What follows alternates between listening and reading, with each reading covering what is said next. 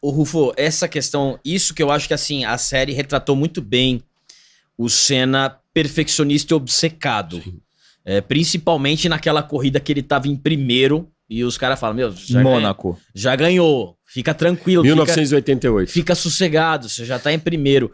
Dava pra perceber isso na pista, os profissionais sempre conversavam sobre isso, porque isso acabou fazendo parte também de quem é o Ayrton Senna. Vocês tinham essa expectativa de, tipo, pô, a gente tem corrida hoje, o Senna hoje vai quebrar o carro, vai explodir um carro hoje. Eu teria. Vai explodir um carro hoje. Pra gente tava assim, mesmo o jornalista, e isso não é só do público aqui no Brasil, o Ayrton, isso começou antes, né? Não dá pra desmerecer o que o Emerson fez, lógico que o Piquet, mas o Ayrton, ele foi o cara que fazia as pessoas ficarem acordadas de madrugada para ver um treino. Não era para ver da Austrália, ver classificação na Austrália, ver classificação do Japão. E nós jornalistas, na verdade, eu era fotógrafo.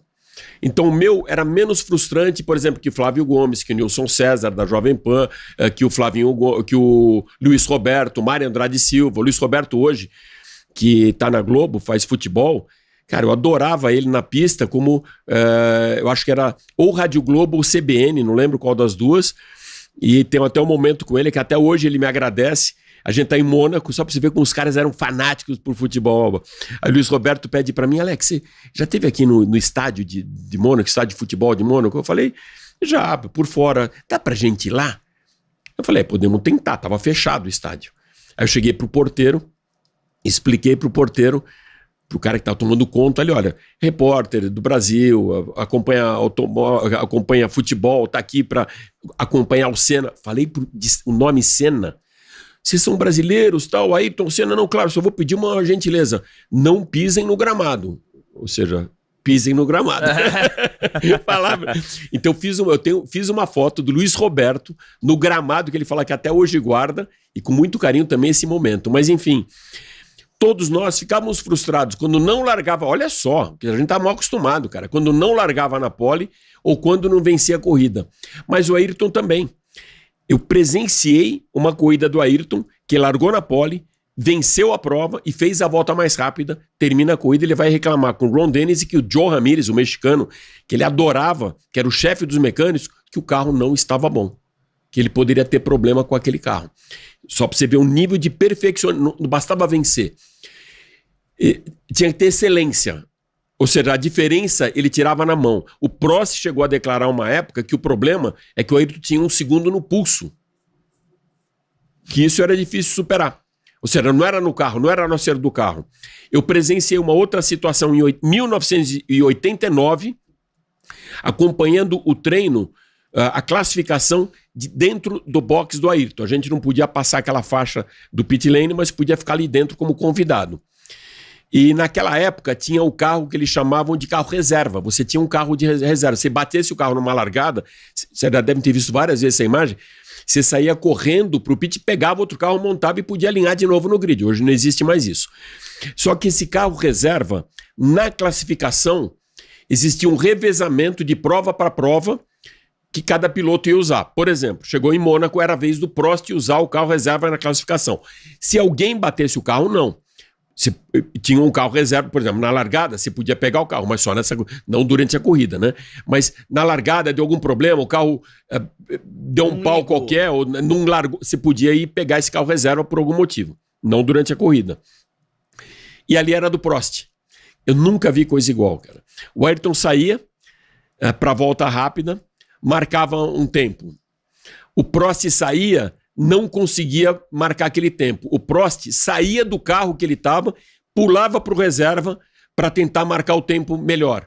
O Prost conseguia fazer aquela volta, né, no limite. O Ayrton ia lá com aquele mesmo carro e fazia uma volta mais rápida. O Prost voltava para outro carro, porque nesse meio tempo já tinha pedido para os caras mudarem o acerto daquele carro.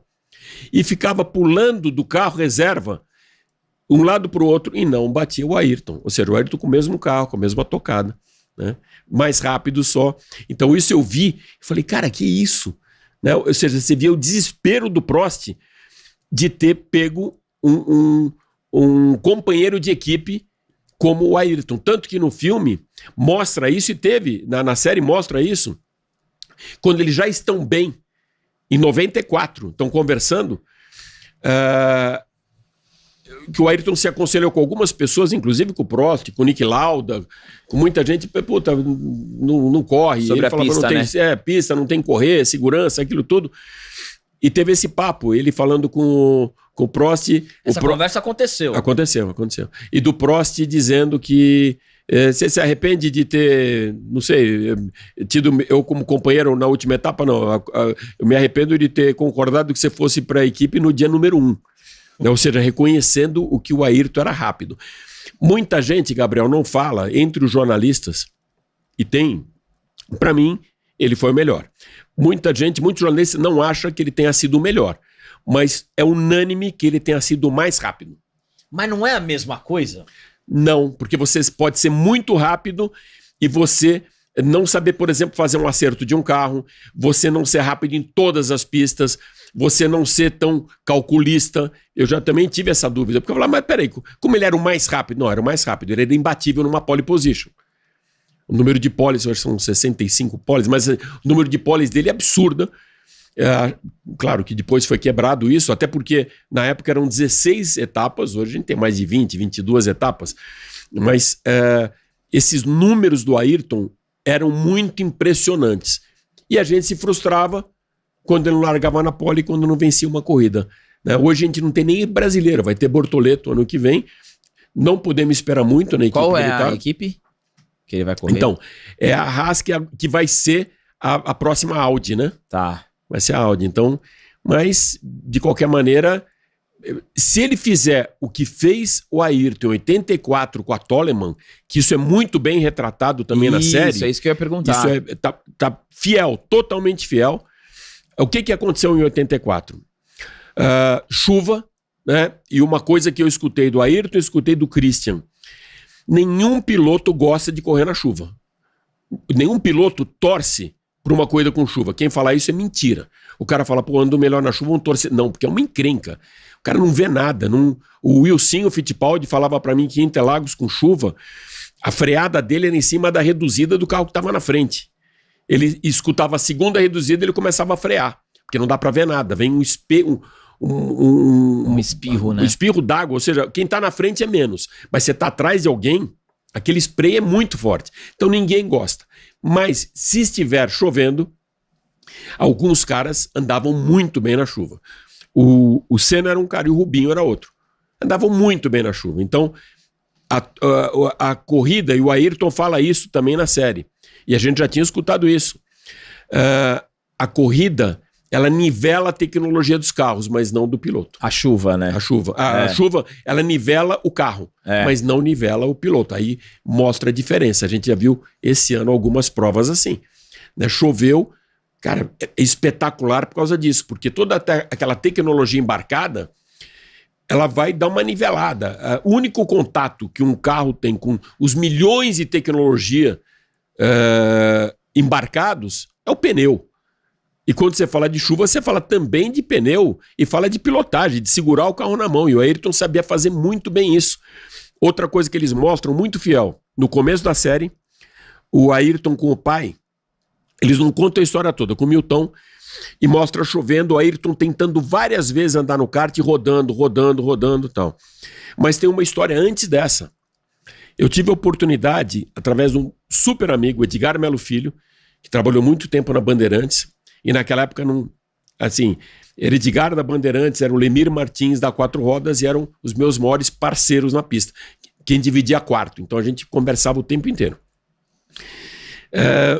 Do seu Milton falando que o Ayrton, quando estava chovendo, no começo, ele não queria ir para a pista. Porque ele achava que não era legal andar de kart, hoje não vai. O Milton fez exatamente o contrário. Começou a levar o Ayrton só quando chovia. Interessante. Para ele aprender a andar na chuva, que era muito importante quando chovesse andar na chuva.